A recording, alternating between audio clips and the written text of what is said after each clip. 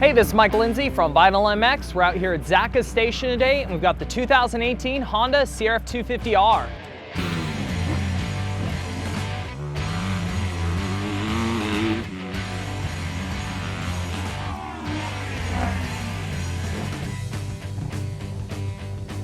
So we gotta admit, it's a little late in the year, but considering how big of a step forward Honda made with their 450 last year, we thought it was well worth the wait for the 250F this year, especially since this is the most all-new Honda 250F there's ever been since pretty much the first year they introduced the bike.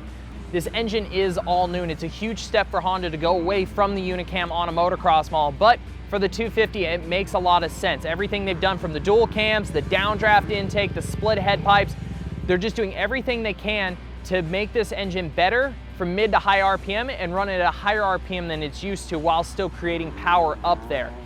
Everybody understands downdraft intakes allow air to get into the engine at a straighter angle. The dual cams allow for a wider range of power that we can create with cam timing. The bore and stroke, we go to a larger bore, shorter stroke. Once again, it's a high RPM thing that allows you to spin the engine quicker.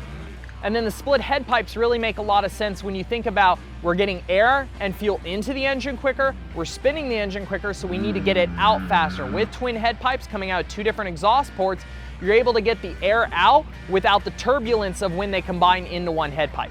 Honda actually had a 17 out here for us to spend a few laps on, and I will admit, if I had never ridden the 450, I would tell you I'm not riding a Honda today. It feels that much different. You have all the great suspension and the new balance in the chassis that carries over from the 450, but the engine is unlike anything Honda's ever put in their 250F. It really rivals, if not possibly unseats, the KTM for absolute max RPM horsepower and the way it pulls. We haven't been able to put it on a dyno course, but actual on the track impression, it meets the KTM in that mid to high performance, and I would argue that it might even pull a little bit longer on top. Now, where it is missing is the bottom end. Honda went ahead and took a big swing between all the changes, the bore and stroke, everything, to push all that power mid to top, and they did lose a bit on the bottom, and they will admit that even on their own comparison charts. It is now the heaviest 250 in the class, but it doesn't really feel like it on the track, and probably the biggest reason is the actual engine inertia. Even with the addition of dual cams, it doesn't feel like the engine has that much weight to itself. It does spin up quickly when it's not loaded. Once it's into the meat of its power, it does rev up quickly.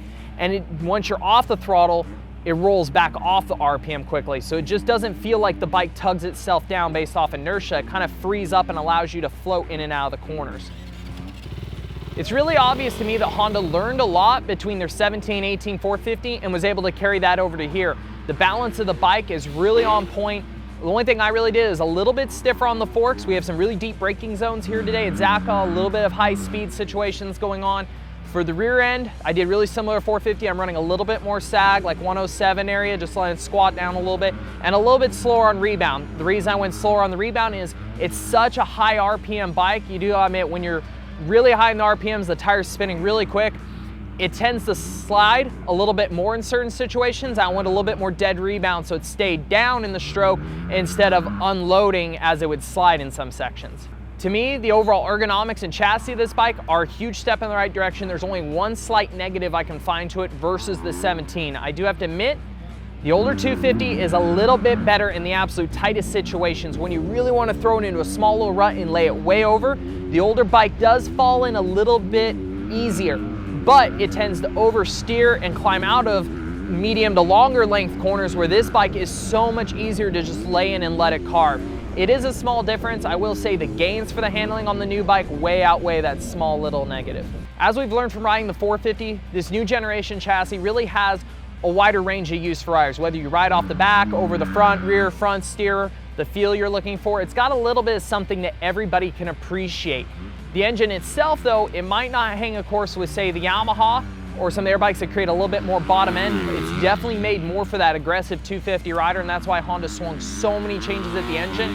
I would really say the youth or 125 rider would be able to make the best of this bike. Like I said, you can't quite short shift it, leave it, say, in third in some of the tighter corners like you can with the Yamaha, but if you know your shift points, this thing is an absolute weapon in the right hands. The chassis balance and the suspension is so neutral. It's an easy to learn to ride bike. There's nothing you really feel like you have to change about your style when you get on it. And I think that's going to do a lot for Honda to take them from almost the bottom of the class to possibly taking the win in this year's shootout.